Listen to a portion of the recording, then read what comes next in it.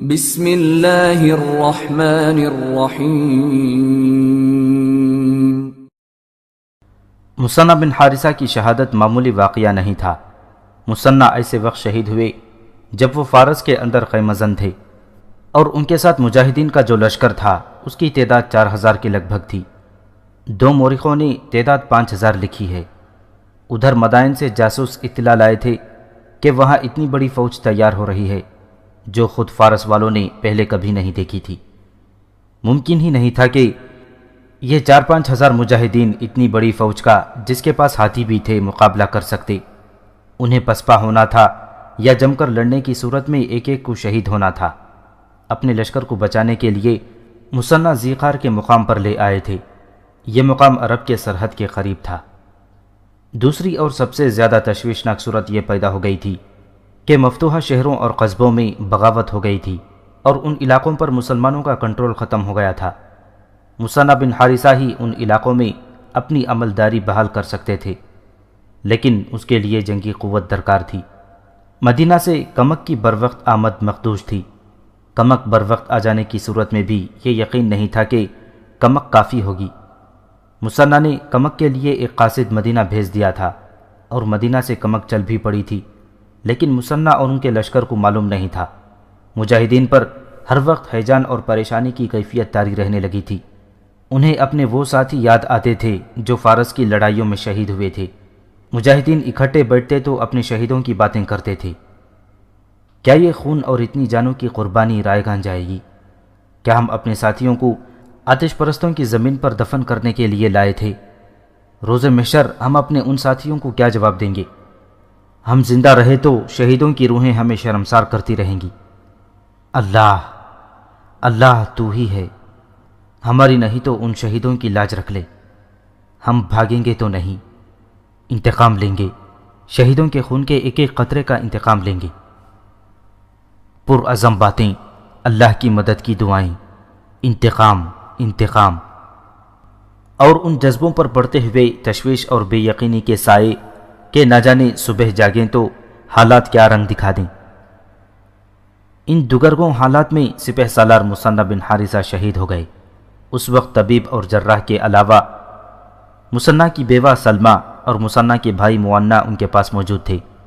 سلمہ پر سناٹا طاری ہو گیا تھا۔ ان کی نظریں مثنہ کے چہرے پر جمی ہوئی تھیں، جیسے انہیں یقین نہ آ رہا ہو کہ اس کا عظیم شوہر اسے ہمیشہ کے لیے چھوڑ کر اللہ کے پاس جا چکا ہے۔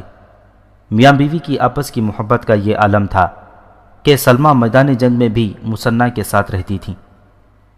خامد ہونے کے علاوہ مثنہ سپہ سالار تھے، اور سپہ سالار بھی خالد بن ولید رضی اللہ تعالیٰ عنہ کے پائے کے۔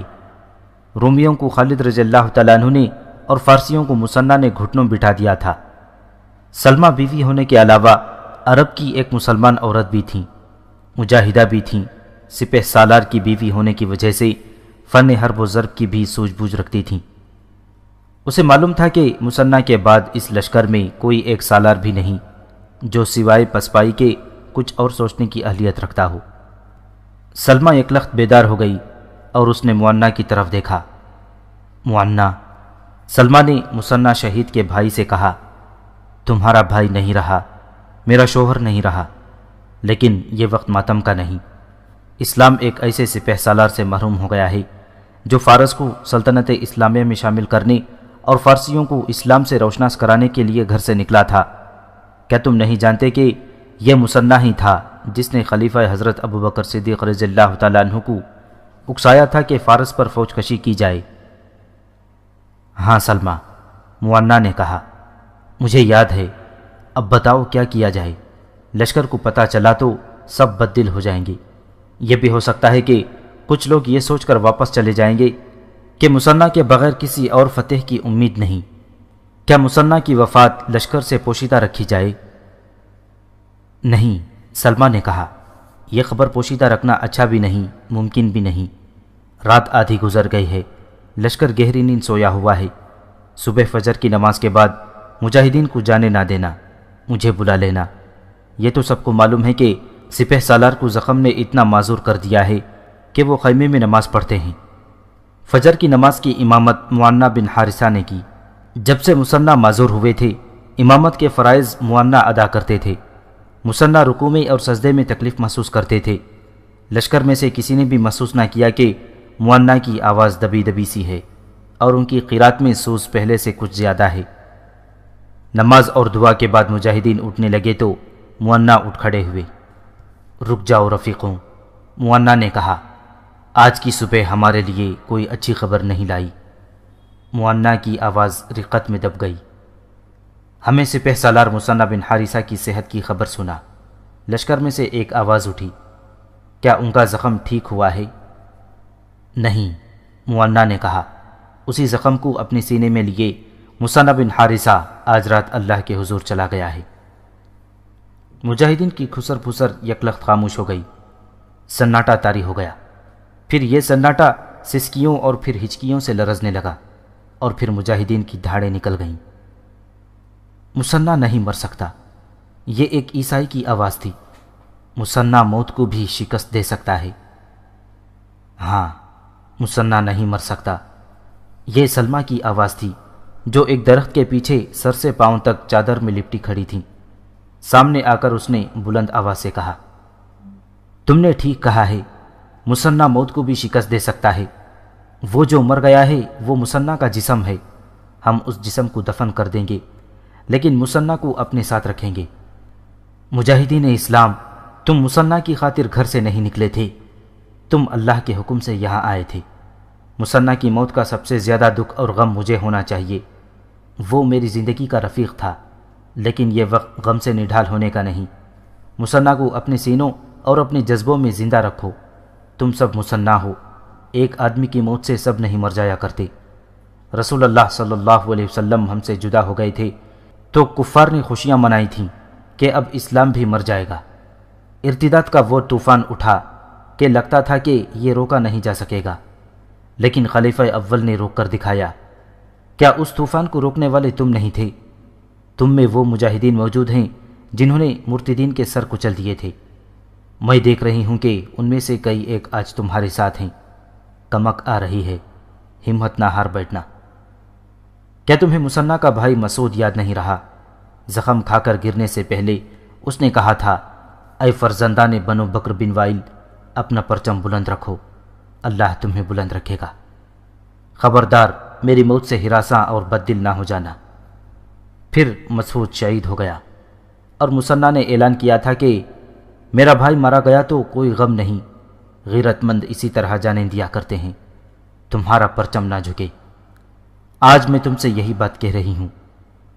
اسے مثنہ اور مسعود کی وصیت سمجھ کر غیرت مند اسی طرح جانیں دیا کرتے ہیں، تمہارا پرچم نہ جھکے۔ اپنے آپ میں مثنہ کا یہ جذبہ پیدا کرو کہ اس نے اپنے زخم کی پرواہ نہ کی اور لڑتا رہا اور غیرت مندوں کی طرح اپنی جان دے دی۔ ہم بھی غیرت مندوں کی طرح جان دیں گے، لشکر میں سے کسی مجاہد نے نعرہ لگانے کے سے انداز میں کہا۔ اس کے ساتھ ہی پورا لشکر جوشیلے نعروں سے پھٹنے لگا۔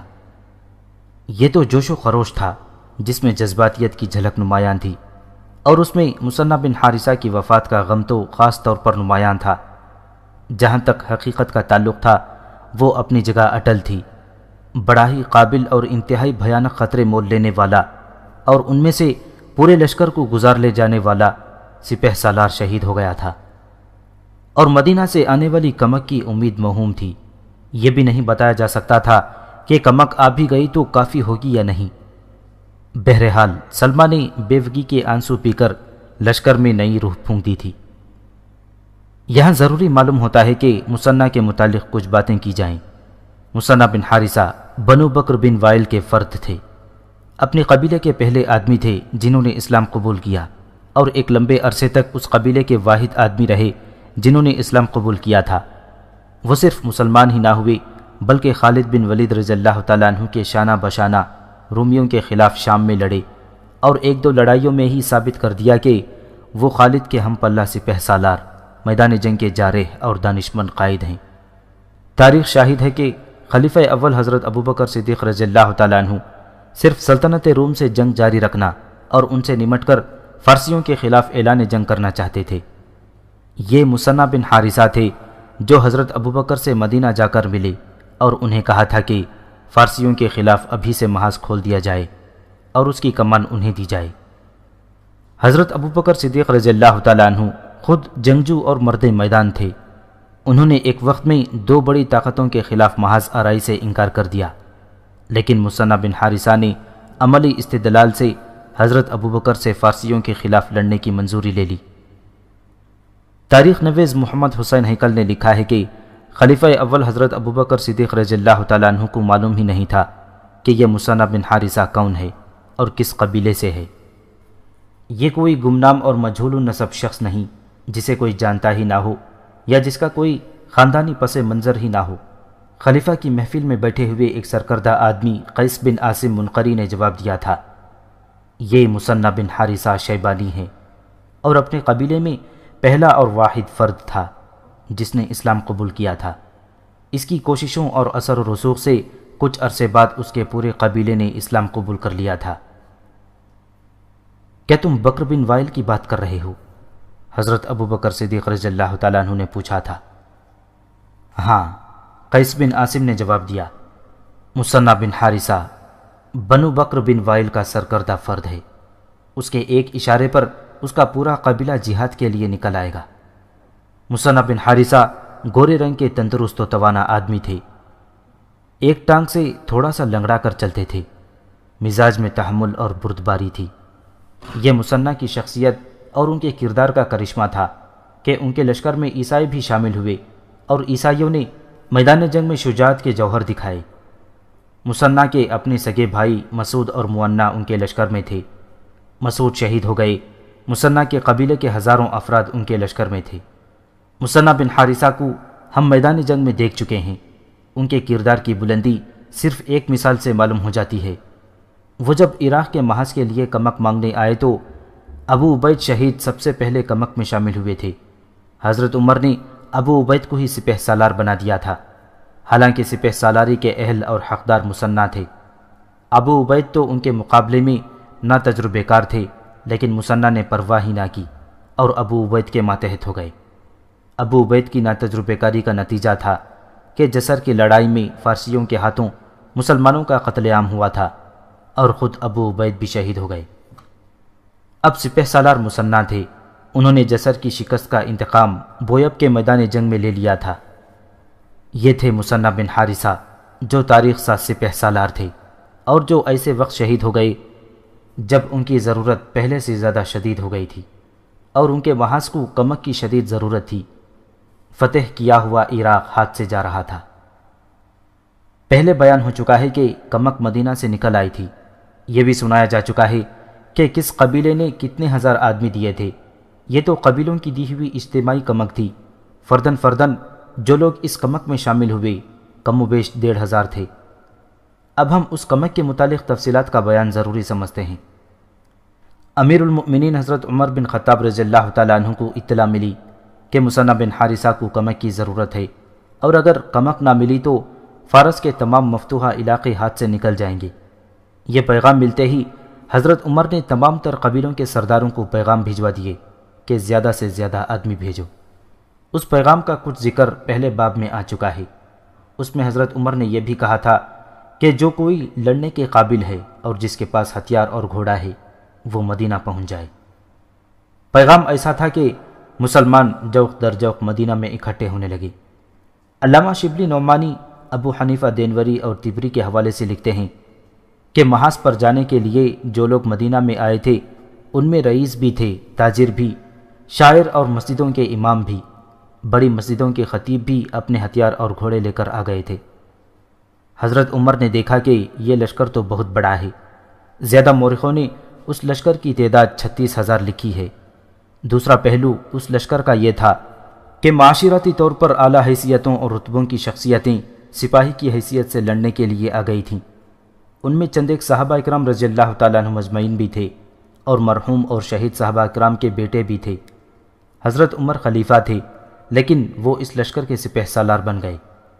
انہوں نے خلافت کے لیے حضرت علی کرم اللہ وجہہ کو قائم مقام مقرر کیا اور لشکر کو ساتھ لے کر چل پڑے۔ حضرت علی رضی اللہ تعالیٰ عنہ انہیں الوداع کہنے کے لیے ان کے ساتھ ہو گئے اور یہ لشکر مدینہ سے 3 میل دور سرار کے مقام پر رک گیا۔ مورخ بلازری نے لکھا ہے کہ لشکر میں بیشتر لوگوں کو معلوم نہیں تھا کہ حضرت عمر سپہ سالار بن کر محاذ کو جا رہے ہیں۔ ان کا خیال تھا کہ امیر المؤمنین یہاں سے واپس مدینہ چلے جائیں گے۔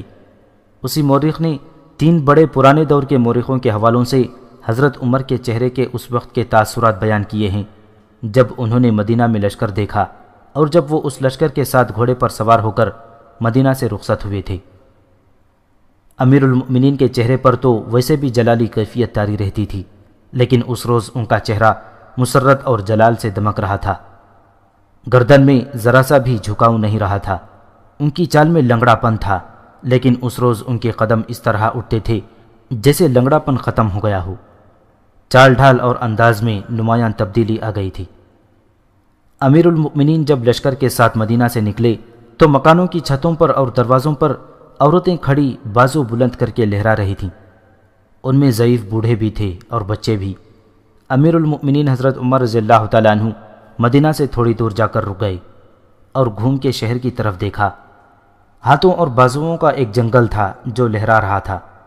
امیر المؤمنین دیکھنے لگے، کچھ دیر دیکھتے ہی رہے اور ان کے چہرے کے تاثرات میں تبدیلی آ گئی۔ پھر انہوں نے آسمان کی طرف دیکھا جیسے کہہ رہے ہوں، یا اللہ، اس مخلوق کے سامنے مجھے سرخرو رکھنا۔ حضرت عمر رضی اللہ تعالیٰ عنہ نے جب حج سے واپس آ کر مدینہ میں عراق کے محاذ پر جانے والے رضاکاروں کا ہجوم دیکھا تو انہوں نے گردن اکڑا کر کہا تھا، میں عراق میں فارسیوں کی شہنشاہی کو بالکل ہی ختم کر کے دم لوں گا۔ اب ہم سرار چلتے ہیں جہاں مجاہدین کا لشکر رکا ہوا تھا۔ حضرت عمر ابھی بیٹھے ہی ہیں کہ رسول اللہ صلی اللہ علیہ وسلم کے داماد حضرت عثمان بن عفان رضی اللہ تعالیٰ عنہ ان کے پاس آ کر بیٹھ جاتے ہیں۔ یا امیر المؤمنین، عثمان بن عفان رضی اللہ تعالیٰ عنہ نے کہا، میں سارے لشکر میں گھوم پھر کر آیا ہوں، کسی کو بھی معلوم نہیں کہ لشکر کے امیر اور سپہ سالار آپ خود ہیں۔ سب کا خیال ہے کہ آپ یہاں سے واپس چلے جائیں گے۔ یہ تو سب کو معلوم ہونا چاہیے، حضرت عمر نے کہا۔ اس لشکر میں قبیلوں کے سردار، زعماء، شاعر اور خطیب بھی ہیں۔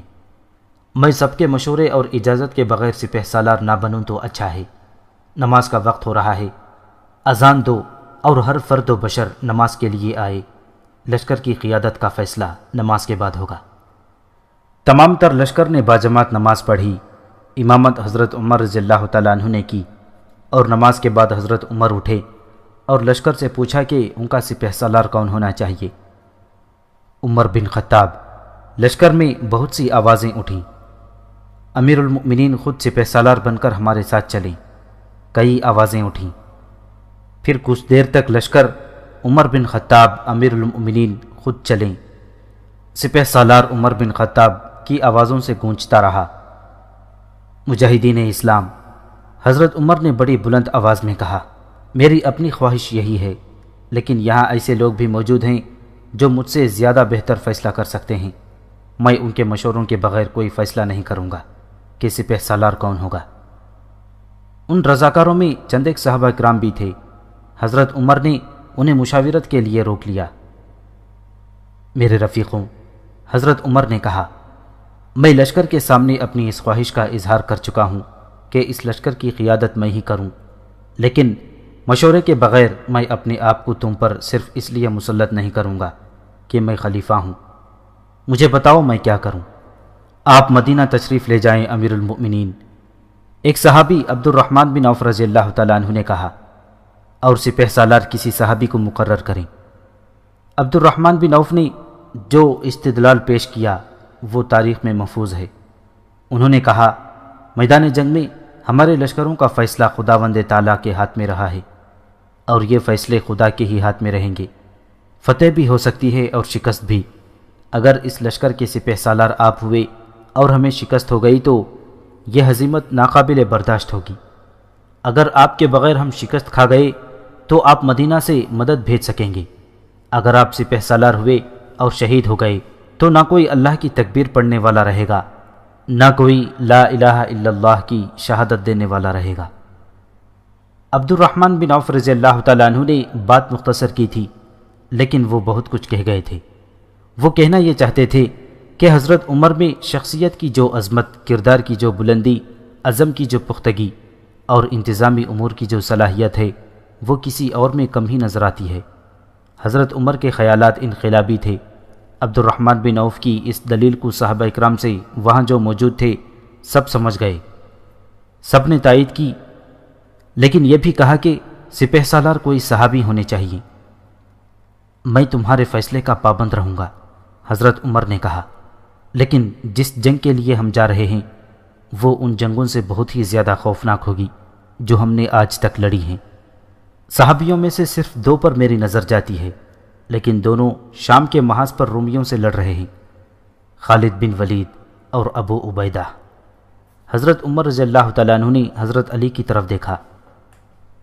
علامہ شبلی نعمانی نے کچھ حوالے دے کر لکھا ہے کہ حضرت عمر نے حضرت علی سے کہا کہ وہ اس لشکر کے ساتھ سپہ سالار کی حیثیت سے جائیں، لیکن حضرت علی نے انکار کر دیا۔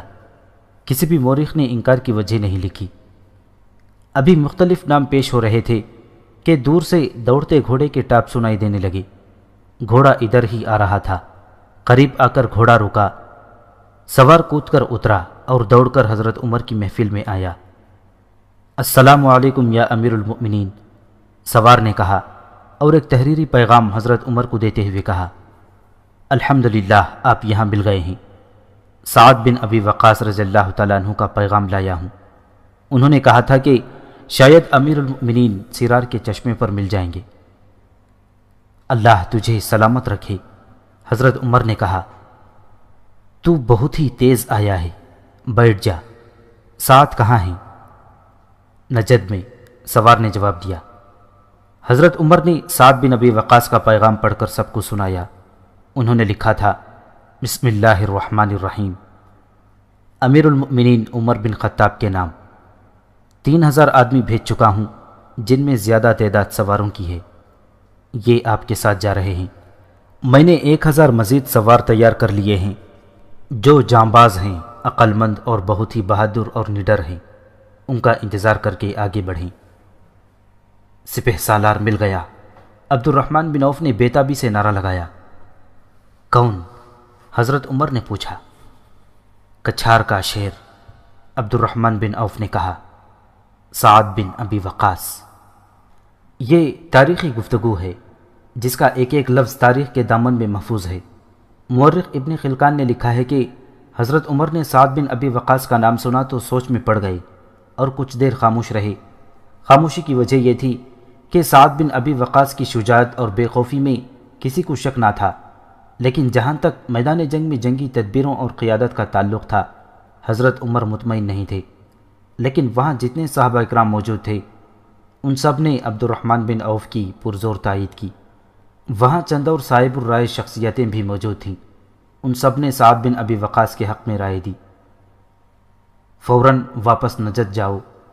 حضرت عمر نے سعد بن ابی وقاص کے قاصد سے کہا، تمہارا گھوڑا تھکا ہوا ہے، کوئی مضبوط گھوڑا لے جاؤ اور سعد سے کہو فوراً یہاں آ جاؤ، اپنے 1000 سوار ساتھ لیتے آنا، تمہیں اس لشکر کا سپہ سالار مقرر کر دیا گیا ہے۔ سعد بن ابی وقاص کے متعلق کچھ تعریفی باتیں ہو جائیں تو بے محل نہ ہوں گی۔ سعد بن ابی وقاص رضی اللہ تعالیٰ عنہ صحابی ہی نہیں تھے بلکہ رسول اللہ صلی اللہ علیہ وسلم کے ماموں بھی تھے۔ وہ قریش کے ابتدائی مسلمانوں میں سے تھے۔ انہوں نے 17 سال کی عمر میں اسلام قبول کیا تھا۔ سعد کہا کرتے تھے، میں نے اس وقت اسلام قبول کیا تھا جب اللہ نے ابھی نماز فرض نہیں کی تھی۔ مجھ سے پہلے کوئی اور مسلمان نہیں ہوا تھا، صرف ایک آدمی اس روز مسلمان ہوا تھا جس روز میں نے اسلام قبول کیا تھا۔ ایک دن ایسا بھی تھا جس دن میں تیسرا مسلمان تھا۔ دراصل مردوں میں سب سے پہلے حضرت ابوبکر صدیق رضی اللہ تعالیٰ عنہ نے اسلام قبول کیا تھا، اور خواتین میں حضرت خدیجۃ الکبریٰ رضی اللہ تعالیٰ عنہ نے۔ سعد بن ابی وقاص رضی اللہ تعالیٰ عنہ کا مطلب غالباً یہ تھا کہ نوجوانوں میں سب سے پہلے انہوں نے اسلام قبول کیا تھا۔ واللہ اعلم۔ ہم نے یہ تحریر براہ راست عربی کی ایک تحریر سے ترجمہ کی ہے۔ سعد بن ابی وقاص کی بیٹی عائشہ نے ان کا حلیہ اس طرح بیان کیا تھا، میرے والد کا قد چھوٹا، جسم دوہرا، ہاتھ کی انگلیاں مضبوط اور ان پر بال زیادہ تھے، سر، داڑھی اور مونچھوں کو خضاب لگایا کرتے تھے۔ سعد رضی اللہ تعالیٰ عنہ دولت مند تھے، قیمتی لباس پہنتے تھے، لیکن ان کے انداز اور طور طریقے امیرانہ نہیں تھے۔ میدان جنگ میں شجاعت کے غیر معمولی جوہر دکھاتے تھے اور ممتاز شہ سوار تھے۔ تمام تر غزوات میں رسول اللہ صلی اللہ علیہ وسلم کے ساتھ رہے۔ احد کی لڑائی میں رسول اللہ صلی اللہ علیہ وسلم نے جن چند ایک تیر اندازوں کو ایک خاص جگہ کے لیے منتخب کیا تھا، ان میں سعد بن ابی وقاص بھی تھے۔ احد کی ہی لڑائی کا مشہور واقعہ ہے کہ بہت سے آدمی رسول اللہ صلی اللہ علیہ وسلم کا ساتھ چھوڑ گئے تھے اور دشمن نے آن حضور صلی اللہ علیہ وسلم کو تقریباً گھیر لیا تھا۔ ایسی خطرناک صورتحال میں سعد رضی اللہ تعالیٰ عنہ آن حضور صلی اللہ علیہ وسلم کی حفاظت میں سینہ سپر ہو گئے۔ ان کے ہاتھ میں کمان تھی اور اس کمان سے نکلے ہوئے تیر دشمن کو قریب نہیں آنے دے رہے تھے۔ حسین ہیکل نے لکھا ہے کہ رسول اللہ صلی اللہ علیہ وسلم نے سعد سے کہا، میرے ماں باپ تم پر فدا ہوں، اسی طرح تیر چلاتے رہنا۔ تاریخ اسلام یہ بھی گواہی دیتی ہے کہ اسلام کے لیے سب سے پہلا تیر سعد بن ابی وقاص رضی اللہ تعالیٰ عنہ نے چلایا تھا۔ وہ اس طرح کہ سعد رضی اللہ تعالیٰ عنہ حجاز کی وادی رابغ کے ایک چشمے پر تھے کہ ان کا آمنا سامنا قریش کی ایک ٹولی سے ہو گیا جس کا سردار ابو سفیان تھا۔ تصادم کا خطرہ تھا، خطرہ شاید ایک تیر نے ٹال دیا تھا جو ان چند ایک مسلمانوں کی طرف سے چلا تھا۔ یہ تیر سعد بن ابی وقاص کی کمان سے نکلا تھا۔ تاریخ میں سعد بن ابی وقاص کے یہ الفاظ ملتے ہیں، میں پہلا عربی ہوں جس نے اللہ کی راہ میں تیر چلایا تھا۔ تاریخ میں ایک اور روایت ملتی ہے، سعد بن ابی وقاص جوانی میں ایسے بیمار ہوئے کہ بچنے کی امید نہ رہی۔ ان کی اولاد صرف ایک بیٹی تھی۔ ایک روز رسول اللہ صلی اللہ علیہ وسلم ان کی عیادت کو گئے۔ یا رسول اللہ، سعد رضی اللہ تعالیٰ عنہ نے کہا، میرے پاس بہت دولت ہے، کیا میں وصیت کر دوں کہ میری دولت کے 3 حصوں میں سے ایک حصہ بیٹی کے لیے اور 2 حصے مسلمانوں کے لیے ہیں؟ نہیں، رسول اللہ صلی اللہ علیہ وسلم نے فرمایا، 2 حصے نہیں سعد، رسول اللہ صلی اللہ علیہ وسلم نے فرمایا 1/3، 1/3، رسول اللہ صلی اللہ علیہ وسلم نے فرمایا یہ بھی زیادہ ہے، لیکن بہتر ہے کہ اپنے وارثوں کو دولت مند چھوڑو بجائے اس کے کہ وہ دوسروں کے آگے ہاتھ پھیلاتے پھریں۔ سعد بن ابی وقاص رضی اللہ تعالیٰ عنہ بات سمجھ گئے۔ یہ تھے سعد بن ابی وقاص جنہیں امیر المؤمنین حضرت عمر رضی اللہ تعالیٰ عنہ نے فارس کی بادشاہی کے خلاف فیصلہ کن جنگ لڑنے کے لیے سپہ سالار بنایا تھا۔ سعد رضی اللہ تعالیٰ عنہ امیر المؤمنین کا پیغام ملتے ہی نجد سے سرار پہنچ گئے۔ اے سعد، حضرت عمر نے ہدایت دیتے ہوئے کہا، اے سعادت بنو وہیب، کبھی ایسا تکبر نہ کرنا، نہ ایسا غرور دل میں رکھنا کہ تو رسول اللہ صلی اللہ علیہ وسلم کا ماموں اور صحابی ہے۔ جو کچھ ہے وہ تو خود ہے اور تیرے اپنے اعمال ہیں۔ اللہ برائی سے برائی کو نہیں نیکی سے مٹایا کرتا ہے، اور اللہ اور بندے کے درمیان اطاعت کے سوا کوئی دوسرا رشتہ نہیں۔ اللہ کے دین میں سب برابر ہیں، برتری صرف اسے حاصل ہوتی ہے جو اطاعت کوش ہوں۔ مسئلہ کوئی بھی ہو، رسول اللہ صلی اللہ علیہ وسلم کی سنت کے مطابق عمل کرنا اور صبر و استقامت کا دامن نہ چھوڑنا۔ جہاں کہیں پڑاؤ کر وہاں کے حالات اور اس جگہ کی تفصیل لکھنا۔ پیغام رسانی کا انتظام بہت تیز رکھنا، اور یہ نہ بھولنا کہ جس طرح ہم کہتے ہیں کہ سلطنت فارس کو ہمیشہ کے لیے ختم کر دیں گے، اسی طرح فارسی اسلام کو اور مسلمانوں کو ہمیشہ کے لیے ختم کرنے کا عہد کیے ہوئے ہیں، اور وہ بہت بڑی فوج تیار کر رہے ہیں۔ وہ انسانوں، گھوڑوں، ہاتھیوں اور ہتھیاروں کا ایسا طوفان ہوگا جس کے سامنے تمہارا لشکر خس و خاشاک جیسا ہوگا۔ صبر و استقلال سے کام لینا۔ دشمن مکار اور فریب کار ہے، اور اس کی یہی فطرت اس کی شکست کی باعث بنے گی۔ تم احسان اور کرم نوازی سے پیش آنا۔ جو فارسی تمہارے قید میں آ جائیں ان پر رحم کرنا۔ فارسی متحد ہو بھی گئے تو گھبرانا نہیں، ان کے دل متحد نہیں ہوں گے۔ اگر تمہیں پیچھے ہٹنا پڑے تو عرب کی سرحد کے اندر آ جانا۔ فارسی ان ریتیلے ٹیلوں اور صحرا سے واقف نہیں، وہ بھٹک جائیں گے، پھر تم پلٹ کر ان پر حملہ کر سکتے ہو۔ ایسے ہی کچھ اور ہدایت دے کر حضرت عمر اور حضرت علی نے اس لشکر کو، جس کی تعداد ان چند دنوں میں اور بڑھ گئی تھی، سعد بن ابی وقاص رضی اللہ تعالیٰ عنہ کی قیادت میں رخصت کیا۔ مورخ طبری نے لکھا ہے کہ اس لشکر میں 70 ایسے صحابہ اکرام تھے جو غزوہ بدر میں لڑے تھے۔ تقریباً 300 ایسے بزرگ تھے جو فتح مکہ میں شریک تھے، اور 700 صحابہ اکرام کے بیٹے تھے۔ کیا لشکر تھا! بندہ و صاحب، محتاج و غنی ایک ہو گئے تھے۔ کسی کو اس لیے دوسروں پر برتری حاصل نہیں تھی کہ اس کا قبیلے میں اونچا مقام تھا، اور کسی کو اس لیے کمتر نہیں سمجھا جا رہا تھا کہ وہ مفلس ہے۔ سب کا درجہ ایک تھا، سب کی ذات ایک تھی، مسلمان، مجاہد۔ سب کا عزم ایک اور جذبہ ایک تھا۔ ان میں کوئی بھی اقتدار کا خواہاں نہ تھا۔ رئیس اور قبیلوں کے سردار ایسا دعویٰ نہیں کرتے تھے کہ انہیں اونچے عہدے اور رتبے دیے جائیں۔ وہاں تو یہ عالم تھا کہ خلیفہ وقت لشکر کے سپہ سالار بن کر گئے تو ایک دو افراد نے انہیں ٹوک دیا اور سپہ سالار کسی اور کو بنا دیا۔ خلیفہ نے بلا حیل و حجت اپنا فیصلہ بدل کر اپنے احباب کا فیصلہ مان لیا۔ مدائن کے اندر اور باہر یہ عالم تھا جیسے یہ بہت بڑا فوجی کیمپ ہو۔ ہر جگہ فوج ہی فوج تھی۔ میدانوں میں گھوڑے دوڑ رہے تھے، نو آموزوں کو شہسوار بنایا جا رہا تھا، کہیں تیغ زنی کی مشق ہو رہی تھی، تیر انداز قلعے کی دیواروں پر نشان لگا کر تیر چلا رہے تھے۔ فوجیوں کا شور و غل اتنا کہ کانوں پر پڑی آوازیں سنائی نہیں دیتی تھی۔ ایک میدان میں ہاتھیوں کو دوڑایا اور تھوڑے تھوڑے فاصلے پر دائیں بائیں اور پیچھے کو گھمایا پھرایا جا رہا تھا۔ یہ میدان جنگ کی حرکات اور بھاگ دوڑ کی مشق تھی۔ دیکھ کر ہی اندازہ ہوتا تھا کہ بہت بڑی جنگ کی تیاری ہو رہی تھی، اور فوج کی تعداد دیکھ کر یوں معلوم ہوتا تھا جیسے دنیا کی کسی بہت ہی بڑی جنگی طاقت کے خلاف اتنی زیادہ فوج تیار کی جا رہی ہے۔ فوج کی تعداد دیکھ کر کہا جا سکتا تھا کہ یہ فوج جدھر یلغار کرے گی ادھر نہ کوئی بستی کھڑی رہے گی نہ کوئی پہاڑ، اور یہ فوج بڑے ہی تیز و تند طوفان کی طرح اپنے پیچھے کھنڈر اور لاشیں چھوڑ جائے گی۔ مثنیٰ شہید کے 2 جاسوس مدائن میں موجود تھے۔ فارس کا نیا بادشاہ یزدگرد گھوڑے پر سوار 8-10 گھوڑ سوار محافظوں کے نرغے میں یہ فوجی تیاریاں دیکھتا پھر رہا تھا۔ رستم اس کے ساتھ رہتا تھا، بلکہ یزدگرد کو رستم کی شجاعت اور جنگی قیادت پر بھروسہ تھا۔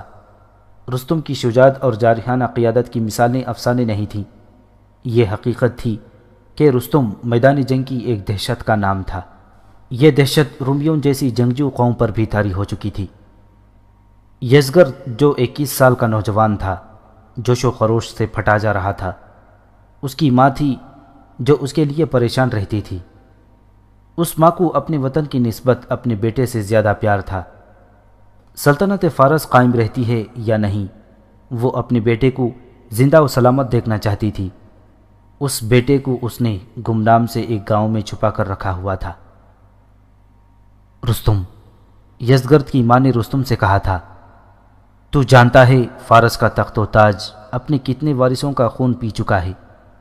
میرے دل میں ایسی کوئی خواہش نہیں کہ میرا بیٹا فارس کا بادشاہ بنا رہے۔ جب کبھی تجھے شک ہوا کہ تخت کا کوئی اور وارث میرے بیٹے کو قتل کرنا چاہتا ہے تو مجھے بتا دینا، میں بیٹے کو یہاں سے لے جاؤں گی۔ رستم، سن لے، میرے بیٹے کو کچھ ہو گیا تو زندہ تو بھی نہیں رہے گا۔ ان ہاتھوں سے تیرے جسم کی بوٹیاں نوچ لوں گی۔ وہ ڈائن شیریں، شیرویا کی ماں زندہ ہے، وہ اپنے بیٹے کے قتل کا انتقام میرے بیٹے سے لے لے گی۔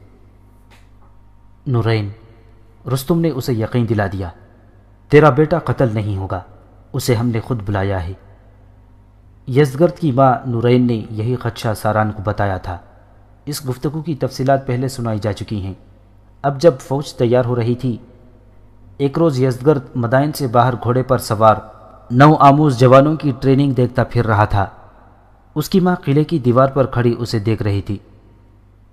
نورین، اسے اپنے قریب آواز سنائی دی۔ اوہ! نورین نے دیکھا اور چونک کر کہا، ساران، اچھا ہوا تم آ گئے ہو، میرا دل گھبرا رہا تھا۔ وہ دیکھو، میرا بیٹا اپنی فوج کو دیکھ رہا ہے۔ یہ میری نظروں سے اوجھل ہو جاتا ہے تو میرے دل کو کچھ ہونے لگتا ہے۔ تمہارے دل کو کچھ نہیں ہونا چاہیے نورین، ساران نے کہا۔ اس کی سلامتی کی ذمہ داری میری ہے۔ ایک تو اس کے ساتھ اپنے محافظ ہیں، 2 محافظ میں نے اس کے ساتھ لگائے ہوئے ہیں جو کسی کو نظر نہیں آتے، نظر آئیں بھی تو انہیں کوئی نہیں جانتا۔ کیا مجھے رستم پر اعتبار کرنا چاہیے؟ نورین نے پوچھا۔ ہاں، ساران نے جواب دیا، تمہیں رستم پر اعتبار کرنا چاہیے، یزدگرد کو بھی اس پر اعتبار ہے۔